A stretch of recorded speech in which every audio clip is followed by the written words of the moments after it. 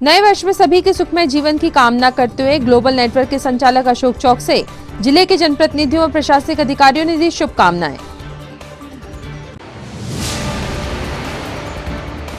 Corona की तीसरी लहर की तैयारियों के संबंध में आयोजित हुई आपदा प्रबंधन समूह की बैठक। कलेक्टर ने समिति सदस्यों से जाने सुझाव।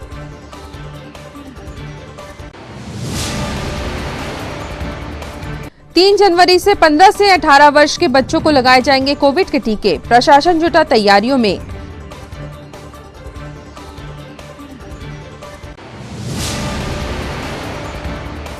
और विगत दिनों ग्राम सहानवाड़ी भूतन सावंगी के जंगलों में मृत मिले टाइगर को लेकर डीएफओ ने दी जानकारी। प्रथम दृष्टया नेचुरल डेथ बताया।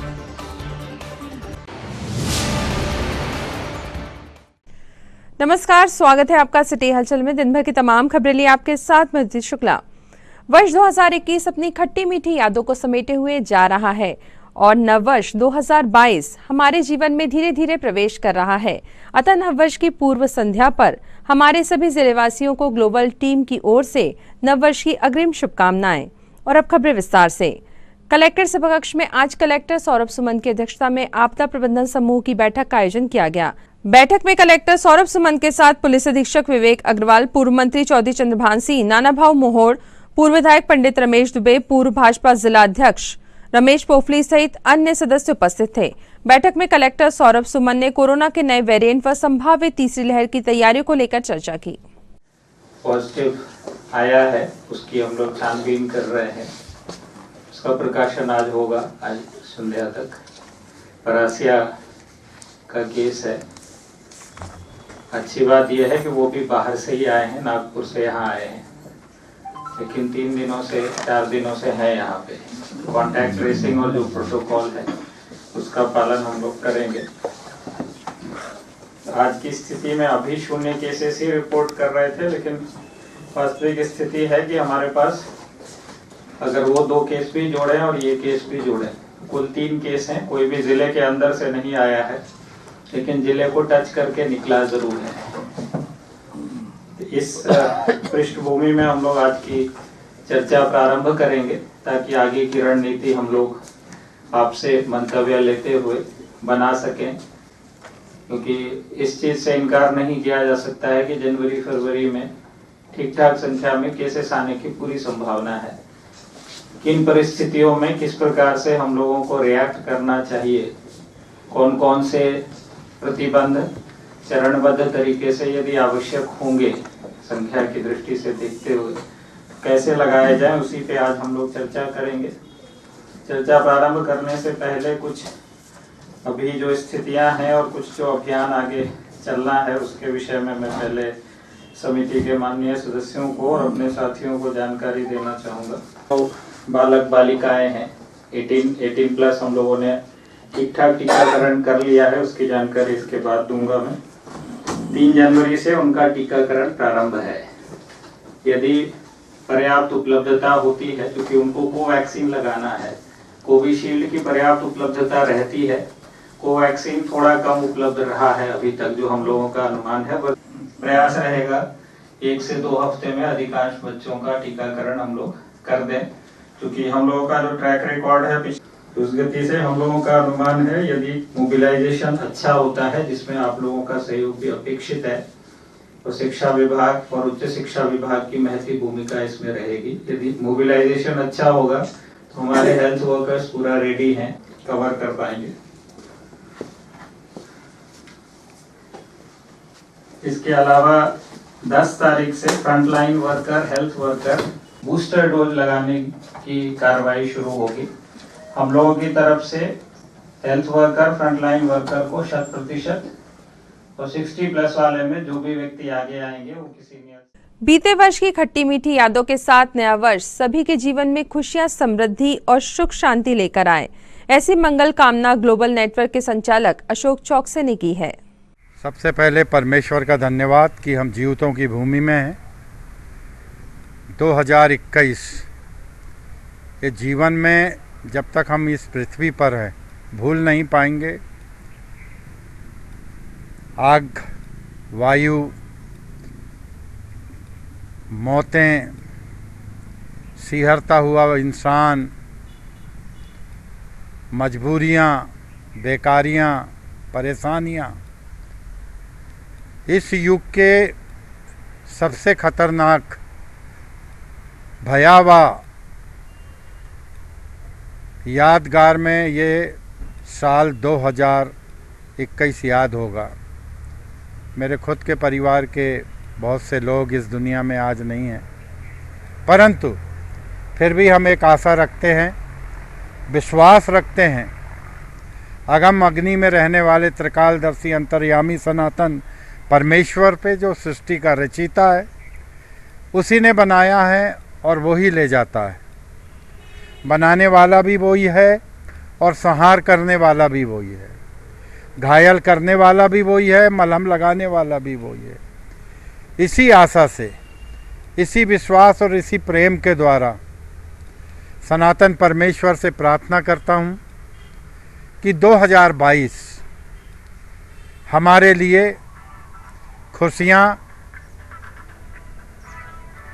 सुख, आनंद और सहोदरता, भाईचारा, प्रेम सबको लेकर 2022 में हम प्रवेश करेंगे और 2022 1 जनवरी से 31 दिसंबर तक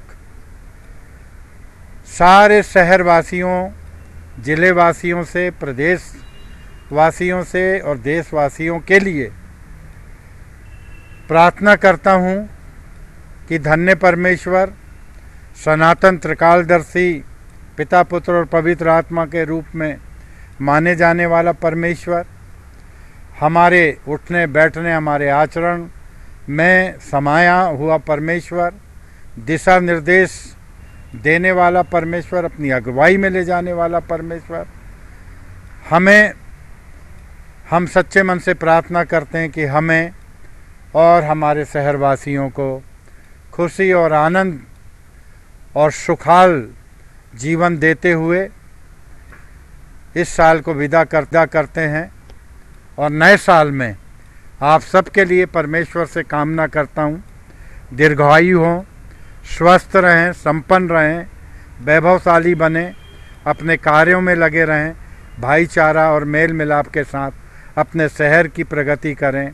हमारे ऑफिसरों के लिए, हमारे नेताओं के लिए, चाहे वो किसी भी पार्टी के हों, सबके लिए प्रार्थना करता हूं कि परमेश्वर सबको दीर्घायु और अच्छा स्वास्थ्य दे। धन्यवाद। जय हिंद।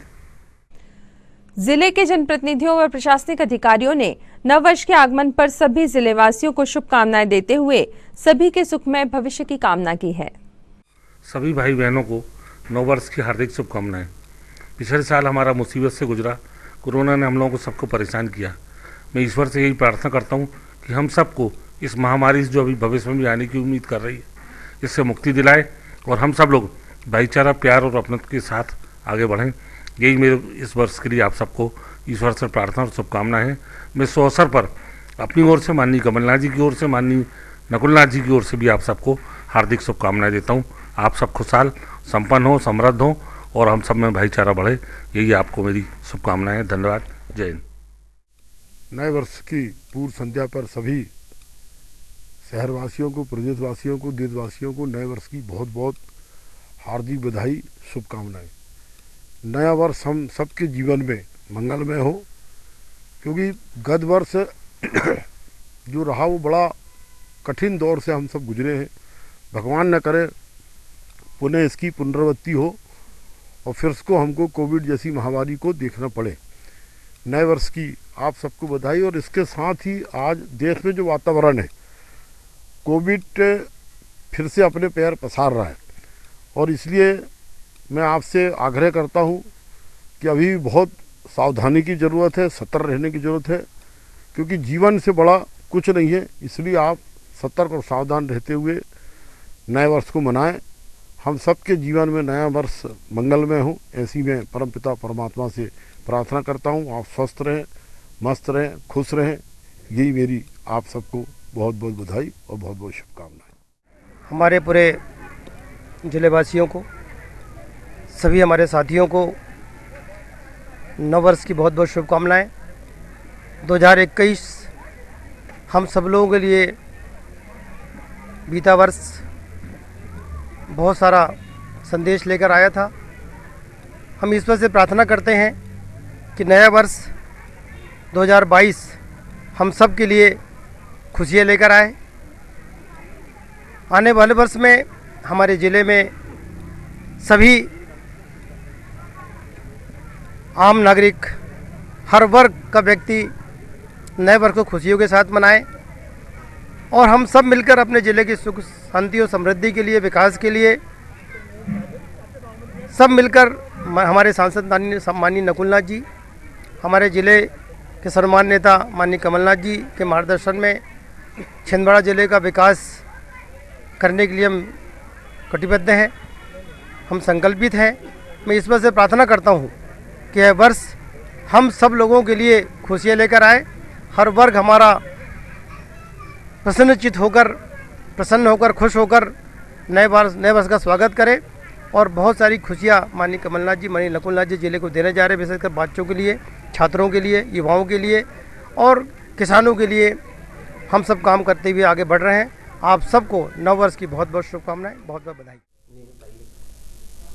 नव वर्ष 2022 की पूर्व संध्या पर मैं छिंदवाड़ा ज़िले के समस्त नागरिकों को छिंदवाड़ा पुलिस की ओर से नए वर्ष के आगमन की हार्दिक शुभकामनाएं देता हूं और साथ ही साथ यह भी स्मरण कराना चाहता हूं कि जिस प्रकार से चुनौतीपूर्ण व्यतीत हुए वर्ष 2021 में छिंदवाड़ा ज़िले के प्रत्येक नागरिक ने पुलिस के साथ कंधे से कंधा मिलाकर कोरोना जैसी महामारी में भी साथ देकर इस लड़ाई को लड़ा है और विजय प्राप्त की है और इसके साथ ही कानून व्यवस्था और अपराध से संबंधित सभी मामलों में पुलिस को भरपूर सहयोग भी मिला है यहाँ के आम नागरिकों का। ऐसी ही हम सभी से अपील करते हैं, सभी से ये अपेक्षा करते हैं कि आगामी वर्ष में भी हम अपने नागरिक कर्तव्यों का पालन करते हुए अपराधों के किसी भी तरह की सूचना से पुलिस को अवगत कराएं ताकि इनकी रोकथाम में और कानून व्यवस्था को बनाए रखने में इसमें हमें मदद मिले।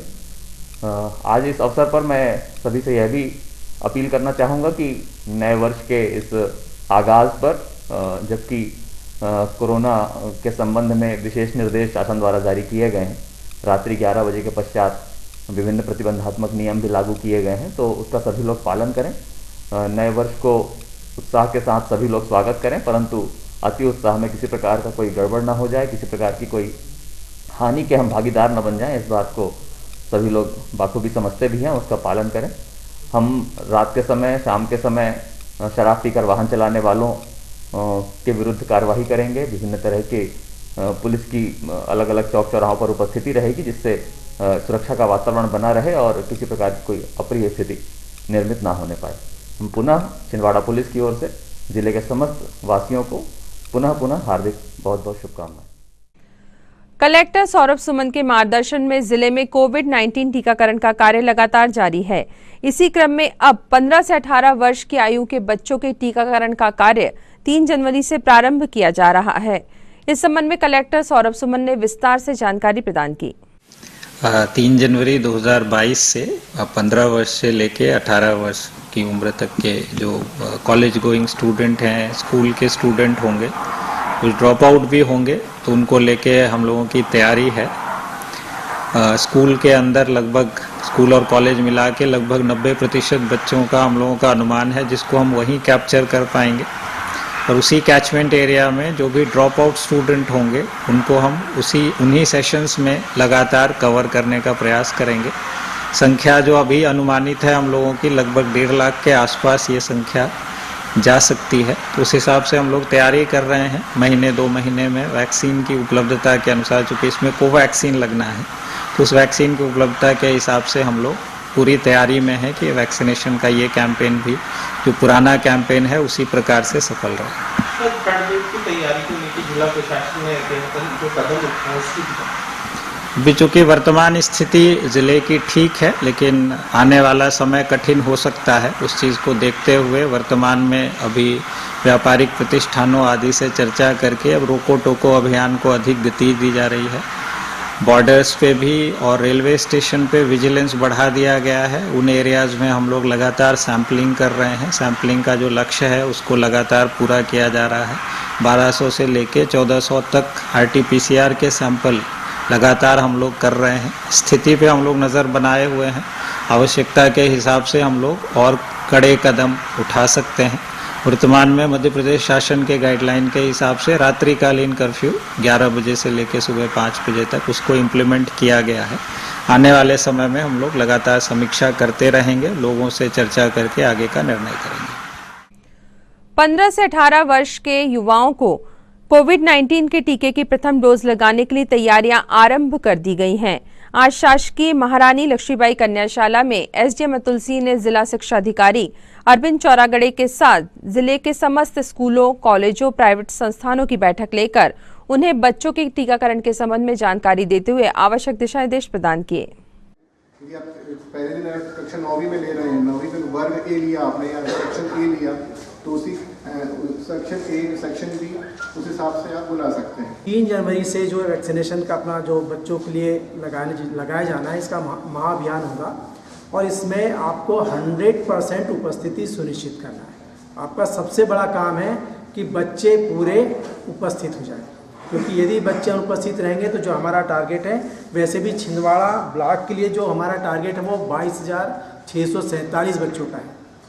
पूरे ज़िले में सबसे ज़्यादा जो टारगेट है वो छिंदवाड़ा का है। और आप ये भी जानते हैं कि सबसे बड़े जो स्कूल्स हैं वो भी हमारे छिंदवाड़ा प्रॉपर में ही हैं। तो मेरा आप लोगों से अनुरोध रहेगा कि 3 तारीख को आपका 100% उपस्थिति आप सुनिश्चित कर लें। दूसरा, आपके जो ड्रॉप आउट बच्चे हैं, सभी स्कूलों को ड्रॉप आउट पता रहता है कि हमारे कौन कौन से बच्चे ड्रॉप आउट हुए हैं। 1, 2, 3 साल में जो बच्चे ड्रॉप आउट हुए उनकी सूची आप तैयार कर लें, क्योंकि ये जो टारगेट है ये सिर्फ स्कूल में अध्ययनरत बच्चों का ही नहीं है, इसमें इस आयु वर्ग के हैं। तो आपके स्कूल से बहुत सारे बच्चे ड्रॉप आउट भी हुए होंगे, उन सभी बच्चों को भी इसमें वैक्सीनेशन कराया जाना है। Polytechnic, ITI, PG college, girls college, यहाँ जो फर्स्ट ईयर के बच्चे होंगे वो शायद 15 से 18 के बीच के होंगे, है ना सनेसर जी? फर्स्ट ईयर के ही बच्चे, फर्स्ट ईयर के बच्चे जो होंगे, चाहे वो पॉलिटेक्निक में हो, चाहे ITI में हो, और चाहे PG कॉलेज, गर्ल्स कॉलेज में हो, या प्राइवेट कॉलेज और हैं क्या अपने यहाँ? प्राइवेट कॉलेज है सर, सोनी कॉलेज, एक सतपुड़ा लॉ कॉलेज में, तो वहाँ लॉ वाले होंगे, लॉ वाले वहाँ लगाने की ग्रेजुएशन रहते हैं। सोनी कॉलेज से कोई आए हैं? आपके यहाँ भी होंगे हैं? 150 है। तो ये सनेसर जी कॉलेज की लिस्ट और अनुमानित बच्चों की संख्या 15 से 18 साल की, शासकीय अशासकीय महाविद्यालय और उनमें 15 से 18 साल के बच्चों की अनुमानित संख्या की जानकारी हमारे कार्यालय में, ये मैडम खुशबू मैडम है नायब तहसीलदार, ये कलेक्ट कर रही, सेशन यही बनाएंगी, तो इनको मिल जाए आज। और आपसे अनुरोध ये रहेगा कि पॉलिटेक्निक और ITI और अशासकीय ITI जितने भी हैं, उनके भी ऐसे बच्चों की लिस्ट अभी जाके सबसे पहले यही बनवा के, अनुमानित संख्या 10, 20, 5 इधर उधर हो सकती है, वो बनवा के आज हमारे कार्यालय में दे दें, जिससे हम 3 तारीख का सेशन बना दें। जो लक्ष्य शिक्षा विभाग के हिसाब से है वो छिंदवाड़ा ब्लॉक का लगभग 22,000 है। उसमें ऐसा भी हो सकता है कि 9th क्लास के कुछ बच्चे 15 साल से कम के हों, जिसकी आयु 3 जनवरी को, जिस दिन वैक्सीन लग रही है, जिस भी दिन वैक्सीन लगेगी, हम मान ले रहे हैं कि 3 तारीख को लग रही है, अगर उसकी आयु 3 तारीख को 15 वर्ष पूर्ण है तभी उसको वैक्सीन लगना है। एक दिन कम भी है तो नहीं लगना है। ये बिल्कुल स्ट्रिक्टली इस चीज को फॉलो करना है और ध्यान रखना है। ये हमारे शिक्षा विभाग के भी लोग समझ लें, उनके गार्जियंस को भी बता दीजिएगा, और हेल्थ का अमला और हमारा रेवेन्यू अमला भी इस बात को गंभीरता से ध्यान दे ले, क्योंकि पोर्टल पे रजिस्ट्रेशन ही नहीं होगा और डेट ऑफ बर्थ आपको अनिवार्यतः डालनी है।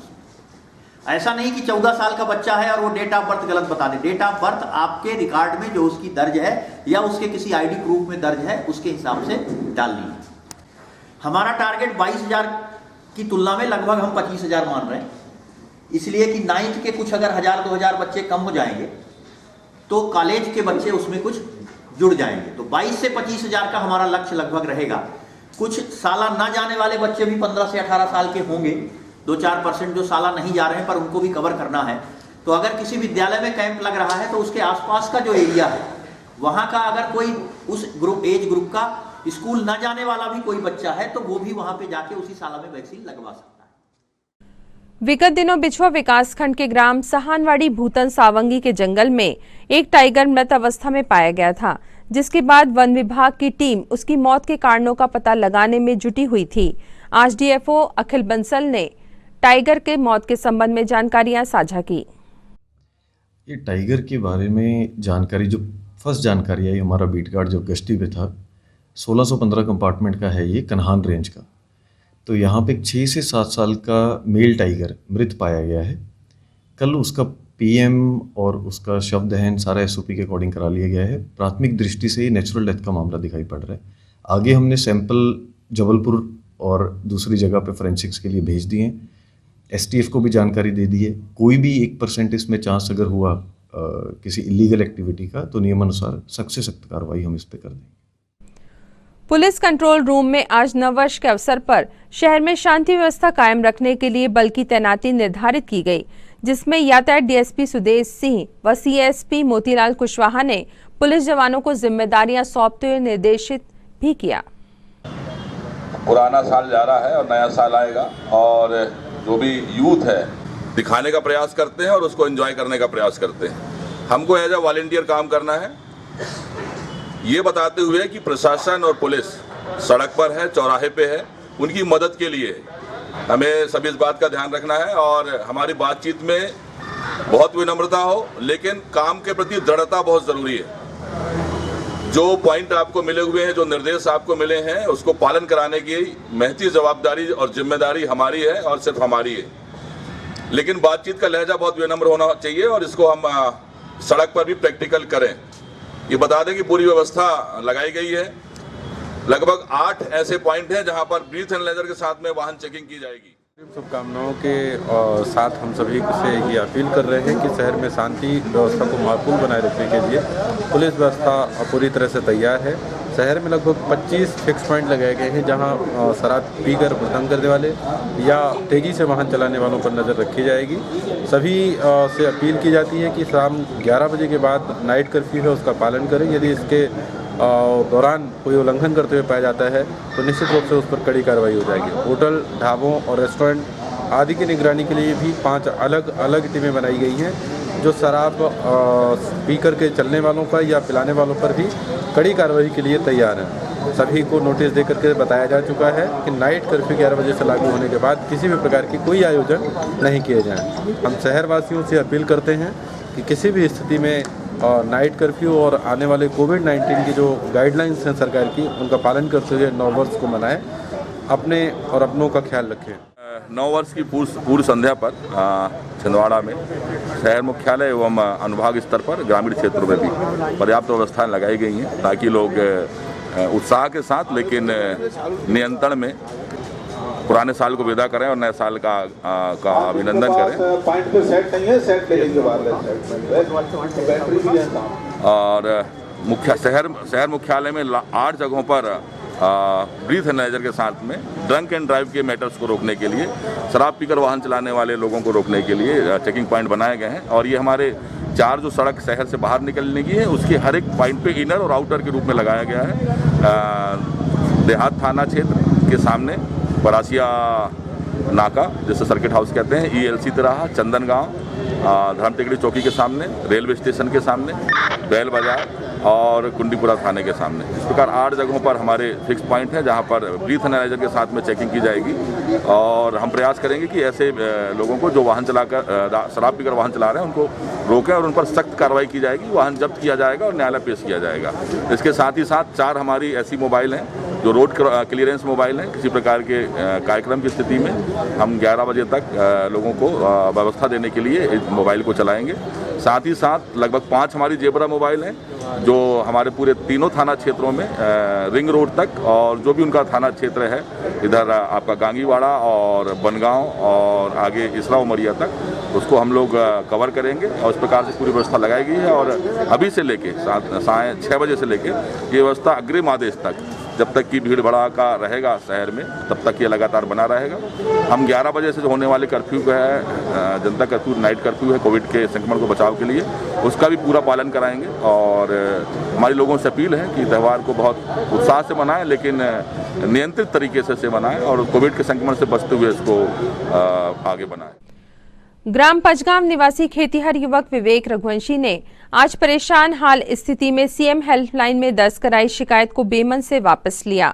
दरअसल मामला कुछ ऐसा था कि युवक के ऊपर मास्क संबंधी कार्यवाही के दौरान 100 रुपए के स्थान पर नगर परिषद चांद के कर्मचारी द्वारा 1000 रुपए की राशि वसूली गई थी, जो कि तत्कालीन स्थिति में युवक द्वारा प्रदान कर दी गई थी। इसकी शिकायत सीएम हेल्पलाइन में दर्ज भी कराई गई थी, जिसके बाद शिकायत निराकरण हेतु यातायात थाने भेज दी गई। अतः युवक को इसे वापस लेना पड़ा, पर उसने पुनः कर्मचारी द्वारा की गई इस ठगी की शिकायत सीएम हेल्पलाइन में करने का मन बनाया है। मेरा नाम है देव रघुवंशी। नगर पंचायत वाले ने रसीद लिए 1000 रुपए की, रसीद काटे 100 रुपए की और बोले कि यदि पैसे नहीं दिए बोले तो पुलिस में ले जाकर गाड़ी थाना के अंदर बंद कर देंगे बोले। मैंने कहा ठीक है।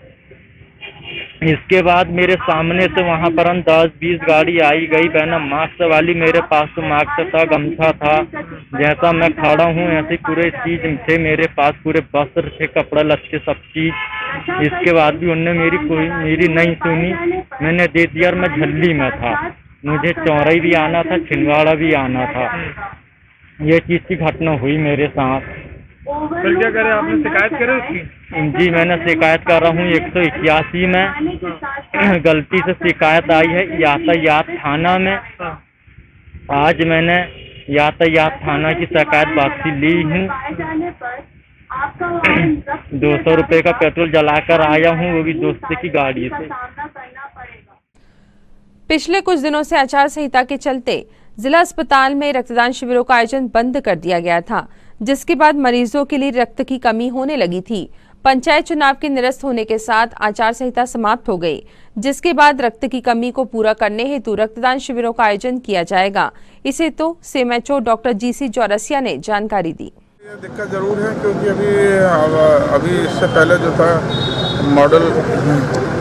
मॉडल कोड ऑफ कंडक्ट आचार संहिता लागू थी, तो कोई कैंप वगैरह जो है नहीं लगवा पा रहे थे।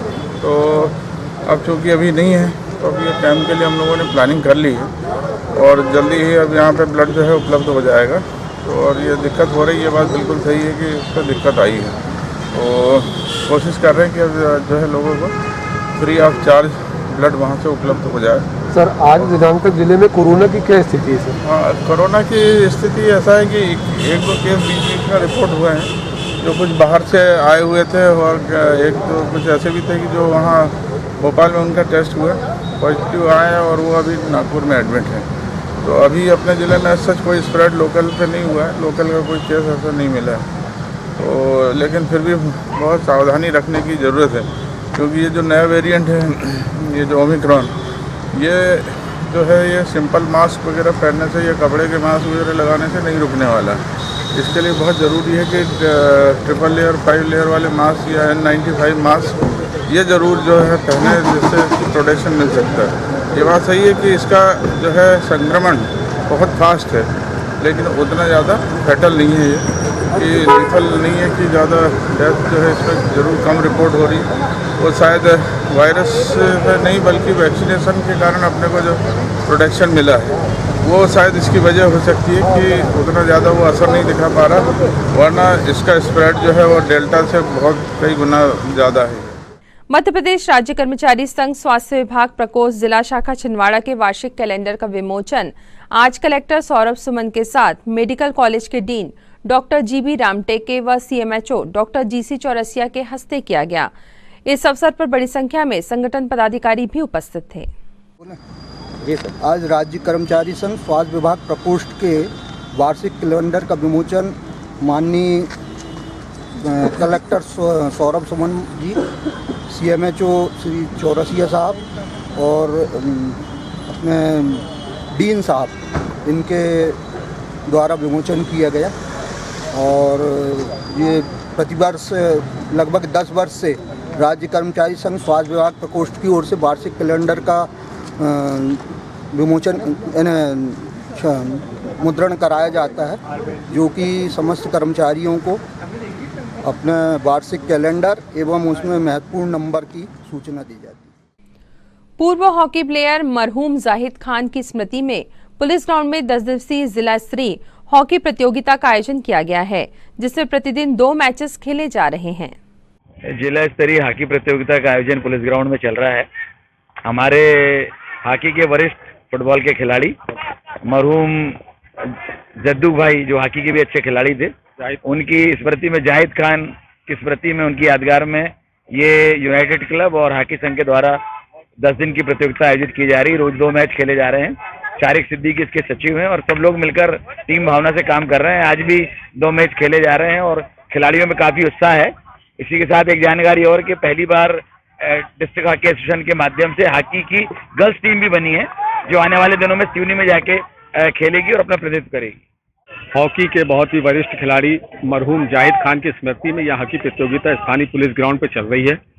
मैं सभी हॉकी के शौकीन दर्शकों से गुजारिश करता हूं कि खिलाड़ी का उत्साहवर्धन हेतु ज्यादा से ज्यादा संख्या में पुलिस ग्राउंड पर आए और मैच का आनंद लें। ईएलसी स्थित हॉल में आज मध्य प्रदेश स्वास्थ्य कर्मचारी संघ के वार्षिक कैलेंडर का विमोचन संगठन पदाधिकारियों की उपस्थिति में किया गया।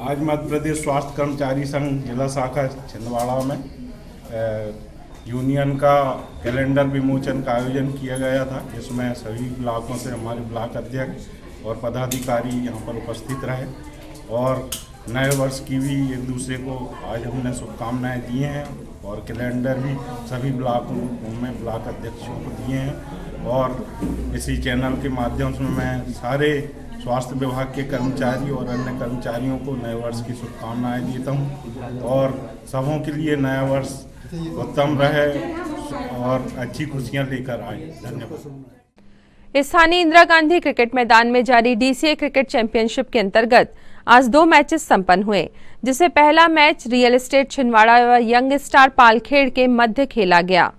इस मैच में रियल एस्टेट क्लब ने 83 रनों से जीत हासिल की। वहीं दूसरा match circular club Chhindwara friends club Chhindwara के मध्य खेला गया, जिसमें सर्कुलर क्लब छिंदवाड़ा ने 54 रनों से जीत दर्ज कर अगले दौर में प्रवेश किया। छिंदवाड़ा जिला क्रिकेट एसोसिएशन की चैंपियनशिप प्रतियोगिता में आज 2 मैच खेले गए, जिसमें पहला मैच पालाखेड़ विरुद्ध रियल एस्टेट छिंदवाड़ा के मध्य खेला गया, जिसमें रियल एस्टेट ने शानदार जीत हासिल की। दूसरा मैच अभी यहाँ पे प्रारंभ है, जिसमें छिंदवाड़ा की सर्कुलर क्रिकेट क्लब और फ्रेंड्स क्रिकेट क्लब छिंदवाड़ा इनके मध्य ये मैच खेला जा रहा है, जिसमें सर्कुलर क्रिकेट क्लब ने टॉस जीतकर पहले बल्लेबाजी किया और अभी उनके 2 विकेट आउट हुए हैं। ये काफ़ी अच्छा रोमांचक मैच होने की उम्मीद है। हम जिला क्रिकेट एसोसिएशन के माध्यम से इस प्रतियोगिता में 58 टीमें भाग ले रही हैं और निरंतर अब हमारा ये अंतिम दौर में ये टूर्नामेंट प्रवेश कर रहा है। हम सभी लोग यहाँ पर काफ़ी अच्छा खेल का प्रदर्शन कर रहे हैं और अच्छे खिलाड़ी यहाँ पर अपने जौहर दिखा रहे हैं। आगामी जो दिनों में हमारे इस प्रतियोगिता में क्वार्टर फाइनल से हम 40-40 ओवर के मैच कराएंगे और संभवतः हमारा ये प्रतियोगिता का फाइनल मैच 11 जनवरी को इस मैदान पर खेला जाएगा। जन जागरण मंच के तत्वावधान में विवेकानंद जयंती पर आयोजित होने वाली अखिल भारतीय कबड्डी प्रतियोगिता की तैयारियां जोर शोर से जारी हैं। स्थानीय पोला ग्राउंड में प्रतियोगिता के लिए मैदान तैयार किया जा रहा है। स्थानीय पोला ग्राउंड दशहरा मैदान पर प्रतिवर्ष विवेकानंद जयंती के शुभ अवसर पर अखिल भारतीय कबड्डी प्रतियोगिता का आयोजन होता है। इस वर्ष यह प्रतियोगिता श्री जयदेव जी जैन, जो हमारे कबड्डी के वरिष्ठ खिलाड़ी रहे, जिन्होंने प्रदेश स्तर पर छिंदवाड़ा टीम को विजयश्री दिलाने में महत्वपूर्ण भूमिका निभाई है, उनकी स्मृति में और यह कबड्डी प्रतियोगिता 9 जनवरी से 12 जनवरी तक आयोजित रहेगी। यह प्रतियोगिता 2 स्तरीय होगी, एक तो जिला स्तरीय और दूसरा राष्ट्र स्तरीय। 9 और 10 को जिला स्तरीय और फिर जिला स्तर का समापन और फिर राष्ट्र स्तरीय प्रतियोगिता, उसका समापन विवेकानंद जयंती के दिन 12 जनवरी को होगा। हम यहाँ जो तैयारियां देख रहे हैं अभी, यह तैयारियां उसी प्रतियोगिता को लेकर हो रही है ताकि खिलाड़ियों को किसी भी प्रकार की असुविधा न हो, मेट व्यवस्थित बनी रहे और ग्राउंड में कहीं उतार चढ़ाव न हो। इस बात को दृष्टिगत रखते हुए और यहाँ पर इस प्रकार से इस ग्राउंड का निर्माण कार्य हो रहा है और इसके ऊपर मेट निर्माण करके और बढ़िया खेल और छिंदवाड़ा की कबड्डी प्रेमी, खेल प्रेमी जनता को दिखाया जाएगा। यह वर्ष का अंतिम दिन है। यह वर्ष जैसा भी हमारे बीच से गुजरा हो, बहुत से संकट आपदाएं हमने झेली है। आने वाला नव वर्ष जो है वो कल से आरंभ हो रहा है और निश्चित रूप से जन जागरण मंच की ओर से आने वाले नव वर्ष की हार्दिक शुभकामनाएं और पूर्ण रूप से नव वर्ष आप सभी लोगों के लिए मंगलमय हो, ऐसी शुभकामनाएं मेरी ओर से, जन जागरण मंच की ओर से समस्त छिंदवाड़ा नगर वासियों को, जिले वासियों को, समस्त हमारे मातृशक्ति को और प्यारे बच्चों को धन्यवाद। विवेकानंद कॉलोनी स्थित श्री शिरडी साईं मंदिर में नववर्ष आगमन को लेकर विशेष तैयारियां व सजावट की गई है। मंदिर में 3 दिवसीय कार्यक्रम का आयोजन भी किया गया है। 1 जनवरी को मंदिर में दर्शनों के लिए आने वाले श्रद्धालुओं के लिए भंडारा प्रसाद की व्यवस्था भी की गई है। सच्चिदानंद सेवा समिति के द्वारा श्री शिरडी साईं मंदिर विवेकानंद कॉलोनी में नववर्ष की बेला में त्रिदिवसीय कार्यक्रम आयोजित किए गए हैं।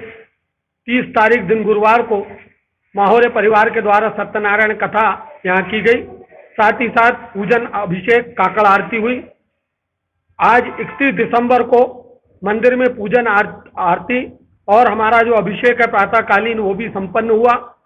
कल 1 जनवरी को मंदिर में विजय शाह जी और नूतन शाह जी जो शाह स्टेशनर्स हैं उनके द्वारा प्रातः 8:30 बजे से महाप्रसाद वितरित किया जाएगा। मंदिर की भव्य साज सज्जा की गई है। सभी जानते हैं कि नव वर्ष पर शिरडी साईं बाबा के दर्शन का धर्म प्रेमियों में, साईं भक्तों में चलन है और ये मान्यता है कि नव वर्ष में लिए गए संकल्पों को बाबा पूरा करते हैं।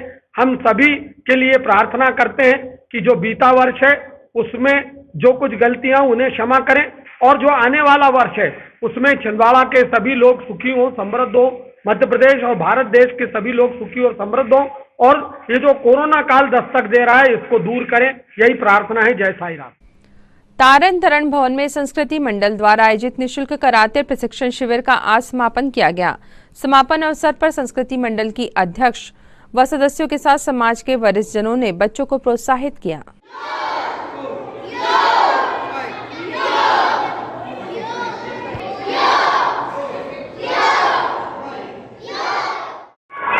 आज हमारी 5 दिवसीय कराटे कैंप का समापन हुआ।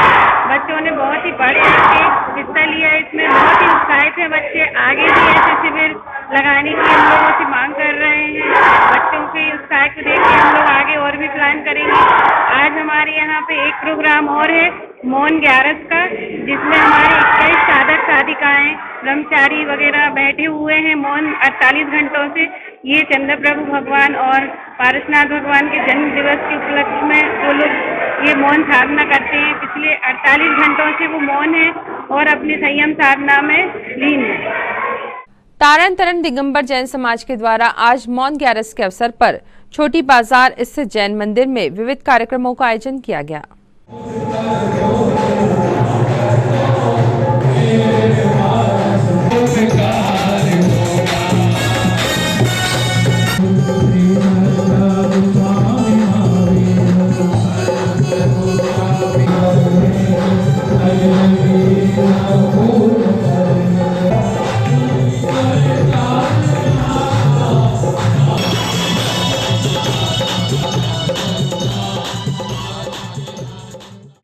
तारण तरण दिगंबर जैन समाज में मौन 11 के अवसर पर यह अवसर श्री पारसनाथ स्वामी एवं चंद्र प्रभु स्वामी के जन्म कल्याण के उपलक्ष्य में 48 घंटे की मौन साधना, साथ ही साथ निर्जल उपवास की साधना की जाती है। इस वर्ष समाज में के 22 व्यक्तियों ने, जिसमें 27 वर्ष के बुजुर्ग एवं 10 वर्ष का बालक भी शामिल है, इन्होंने इस मौन साधना में हिस्सा लिया एवं अपने आत्म कल्याण के मार्ग को प्रशस्त किया।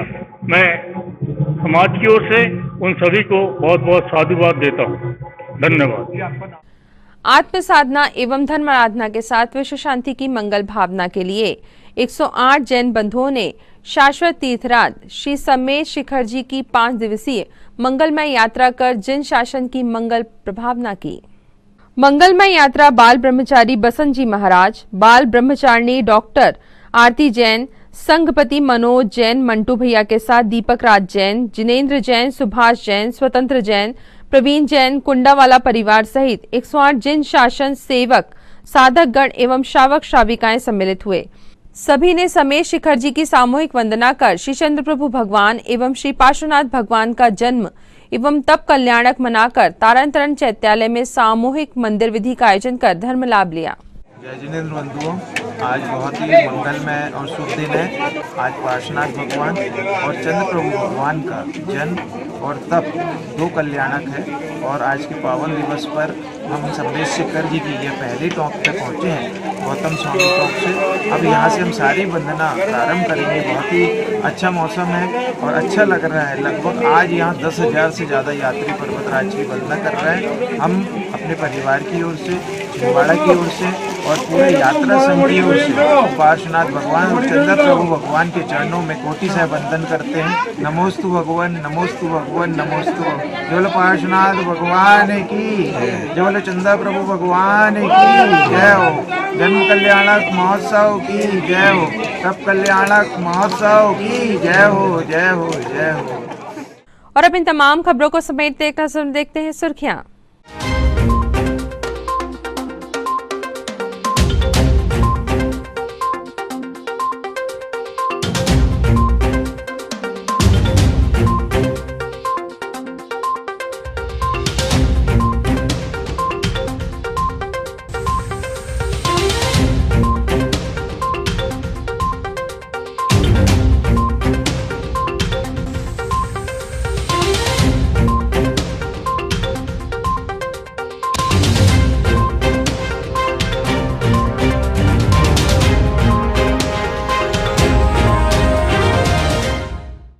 अंत में एक बार फिर देखते हैं आज की हेडलाइंस को।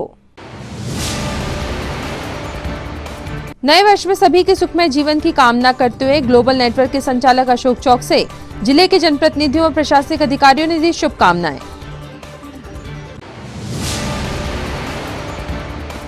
कोरोना की तीसरी लहर की तैयारियों के संबंध में आयोजित हुई आपदा प्रबंधन समूह की बैठक, कलेक्टर ने समिति सदस्यों से जाने सुझाव।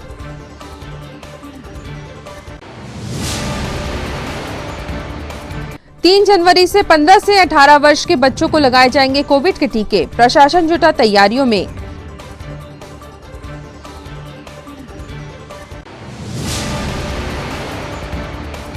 और विगत दिनों ग्राम सहानवाड़ी भूतन सावंगी के जंगलों में मृत मिले टाइगर को लेकर डीएफओ ने दी जानकारी, प्रथम दृष्टया नेचुरल डेथ बताया।